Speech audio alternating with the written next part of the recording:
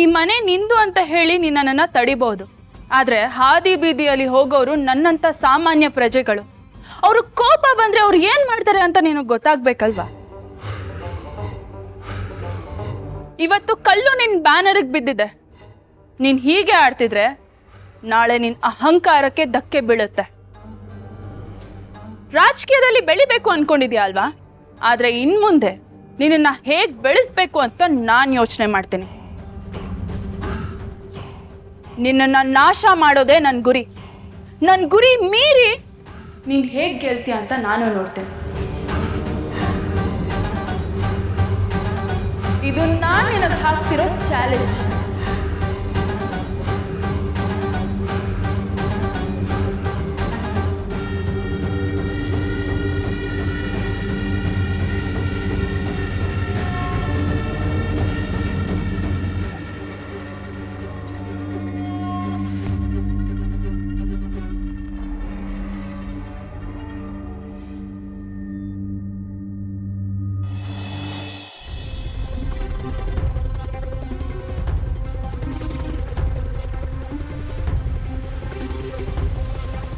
Madam ಥೋಡೆ ನೀರು ಕುಡೀರಿ.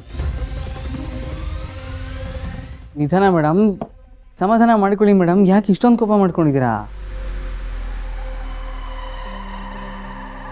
ಇಷ್ಟಕ್ಕೂ ಅಲ್ಲಿ ಏನಾಯ್ತು ಮಗಳೇ? ನಮಗಿಲ್ಲಿ ಮಾತಾಡ್ತಾ ನಿಂತ್ಕೊಳ್ಳೋದಕ್ಕೆ ಟೈಮ್ ಇಲ್ಲ. ಬಾ ನನ್ನ ಜೊತೆ. ಶ್ರಾವಣಿ, ನನ್ನ ಮಾತು ಕೇಳು. ನೀನು ಇಲ್ಲಿಂದ ಹೊಂಟೋಗ್ಬಿಡು. ಅವಳು ಹೇಳಿದ ಅರ್ಥ ಆಗ್ಲಿಲ್ವಾ ನಿನಗೆ? ಹೋಗ್ತಾ ಇರಿ ಇಲ್ಲಿಂದ. ಬಾ.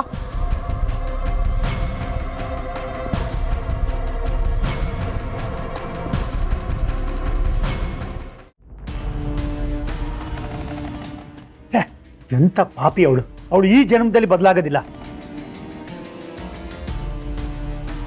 ಅಂಥವರೆಲ್ಲ ಬದಲಾಗ್ತಾರೆ ಅಂತ ಅಂದ್ಕೊಳ್ಳಬಾರ್ದಪ್ಪ. ಅಂಥವರೆಲ್ಲ ಸುಟ್ಟು ಬೂದಿ ಆಗಬೇಕು. ಬದಲಾಯಿಸೋದಕ್ಕೆ ಪ್ರಯತ್ನ ಪಡಬಾರ್ದು. ಸುಬ್ಬು, ನಾವು ಈಗಷ್ಟೇ ನೆಮ್ಮದಿನ ಸಂತೋಷನ ಕಂಡ್ಕೋತಾ ಇದ್ದೀವಿ. ಈ ಸೇಡು ದ್ವೇಷಕ್ಕೆಲ್ಲ ಈ ಸಮಯ ಅಲ್ಲ ಕಣೋ. ದ್ವೇಷ ಮಾಡ್ಕೊಂಡು ಇದನ್ನೆಲ್ಲ ಮುಂದುವರ್ಸೋ ಮನ್ಸು ನನಗೂ ಇರ್ಲಿಲ್ಲ ಅಪ್ಪ. ಆದ್ರೆ ಅವಳು ನಿಮ್ ಬಗ್ಗೆ, ಅಮ್ಮನ ಬಗ್ಗೆ ಏನೇನೋ ಮಾತಾಡ್ತಾ ಇದ್ಲು. ಅದನ್ನೆಲ್ಲ ಕೇಳಿಸ್ಕೊಳ್ಳೋ ತಾಳ್ಮೆನೆ ನನಗಿರ್ಲಿಲ್ಲ. ರಕ್ತ ಕುದೀತಾ ಇತ್ತಪ್ಪ. ಆ ಕ್ಷಣದಲ್ಲಿ ಅವಳನ್ನ ಕುದ್ದು ಸಾಯಿಸ್ಬಿಡ್ಬೇಕು ಅಂತ ಅನ್ನಿಸ್ತಾ ಇತ್ತು ನನಗೆ. ಶ್ರಾವಣಿ, ಇಲ್ಲ ಅಮ್ಮ, ನನಗೆ ಅವಳನ್ನ ಕೊಲ್ಲುವಷ್ಟು ಕೋಪ ಇದ್ರು ದುಡುಕಿ ಏನೇನೋ ನಿರ್ಧಾರ ತಗೋಬಾರ್ದು ಅಂತ ಯೋಚನೆ ಮಾಡೋಷ್ಟು ವಿವೇಕನೂ ಇದೆ. ನಾನು ಸಾಲಿಗ್ರಾಮದ ಕುಡಿ ದುಡುಕಿ ಅನಾಹುತ ಮಾಡಿ ಅಪರಾಧಿ ಅಂತ ನಾನು ಅನ್ನಿಸ್ಕೊಳ್ಳಲ್ಲ ಅಮ್ಮ. ಆ ಒಂದೇ ಒಂದು ಕಾರಣಕ್ಕೆ ನಾನು ಸುಮ್ಮನೆ ಇದ್ದೆ.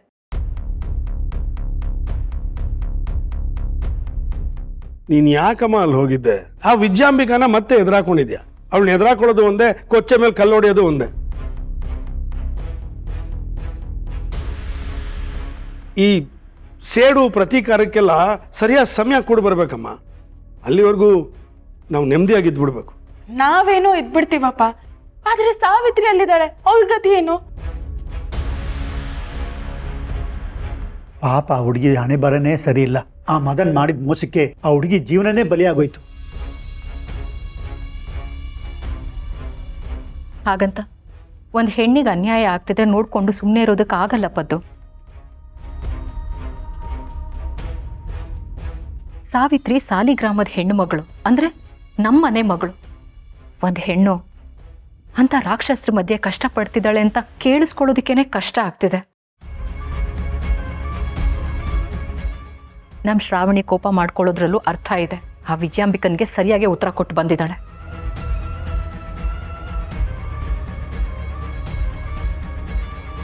ಆದರೆ ನಾವು ಸಾವಿತ್ರಿ ಜೀವನದ ಬಗ್ಗೆನೂ ಯೋಚನೆ ಮಾಡಬೇಕು.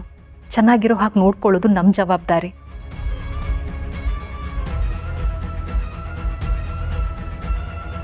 ಪುಟ್ಟ, ನೀನೇನು ಯೋಚನೆ ಮಾಡಬೇಡ. ಸಾವಿತ್ರಿ ಚೆನ್ನಾಗಿರ್ತಾಳೆ.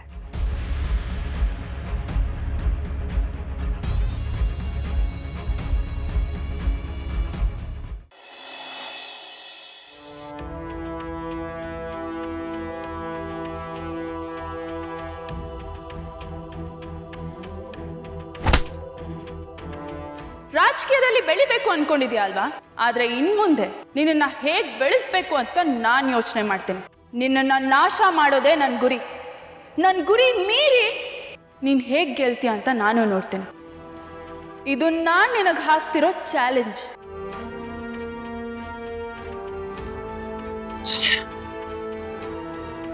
ಈ ಶ್ರಾವಣಿಗೆ ಎಷ್ಟು ಧೈರ್ಯ ಇದ್ರೆ ಅವಳು ನನ್ನ ಎದುರುಗಡೆ ಬಂದು ನಿಂತ್ಕೋತಾಳೆ, ಅದು ನನ್ನ ಮನೇಲಿ. ಅಲ್ಲ, ಅವಳು ನನ್ನ ಎದುರುಗಡೆ ಬಂದು ನನ್ನ ಫೋಟೋಗೆ ಕಲ್ಲು ಹೊಡೆದು ನನಗೆ ಗನ್ ತೋರಿಸಿ ಹೋಗ್ತಾಳೆ.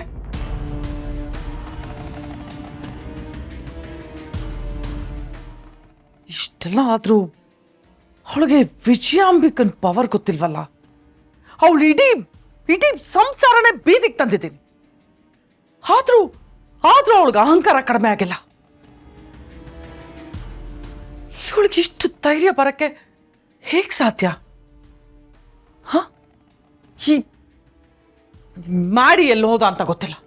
ಮನೇಲಿ ಇಷ್ಟೆಲ್ಲ ನಡೀತಿದ್ರು ಅವನಿಗೆ ಯಾವುದ್ರ ಬಗ್ಗೆ ಚಿಂತೆ ಇಲ್ಲ.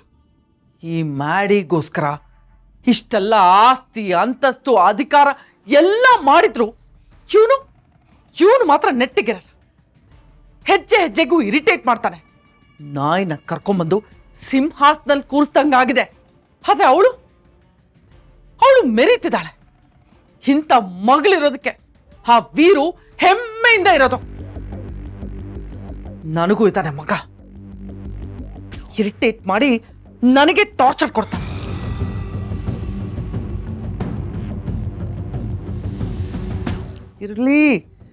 ಇರ್ಲಿ ನಾನೇನೇ ಮಾಡಿದ್ರು ಎಲ್ಲ ನನ್ನ ಮಗನಿಗೋಸ್ಕರ ತರ ಮಾಡ್ತಿರೋದು. ನನಗೀಗ ಈ ಆಸ್ತಿ ಅಂತಸ್ತು ಎಲ್ಲ ಸಂಪಾದನೆ ಮಾಡೋದಕ್ಕಿಂತ ಆ ಶ್ರಾವಣಿ ಅಹಂಕಾರ ಮುರಿಬೇಕು. ಅದೇ ನನಗೆ ಬೇಕಾಗಿರೋದು. ಬಿಡಲ್ಲ, ಅವಳನ್ನು ಸುಮ್ಮನೆ ಬಿಡಲ್ಲ. ನನ್ನ ಫೋಟೋಗೆ ಕಲ್ಲು ಹೊಡೆದಿರೋಳಿಗೆ ನಾನು ಸರಿಯಾಗಿ ಉತ್ತರ ಕೊಡ್ಲೇಬೇಕು. ಅಪ್ಪ ಅಮ್ಮನ ಪ್ರೀತಿನೇ ಸಿಗದೆ ಬೆಳೆದಿರೋಳು. ಆದ್ರೆ ಈಗ ಅವ್ರ ಪ್ರೀತಿ ಸಿಕ್ಕಿದ ತಕ್ಷಣ ಇವಳಿಗೆ ಅಹಂಕಾರ ಆಗೋಗಿದೆ. ಅವ್ರ ಮೂಲಕನೇ ಅವಳಿಗೆ ನೋವು ಕೊಡಬೇಕು. ನನ್ನ ಎದುರಿಗೆ ಬೀಸಿರೋ ಕಲ್ಲು ಅವರಪ್ಪನಿಗೆ ವಾಪಸ್ ಬೀಳೋ ಥರ ನಾನು ಮಾಡಬೇಕು. ಮಾಡ್ತೀನಿ, ಮಾಡೇ ಮಾಡ್ತೀನಿ.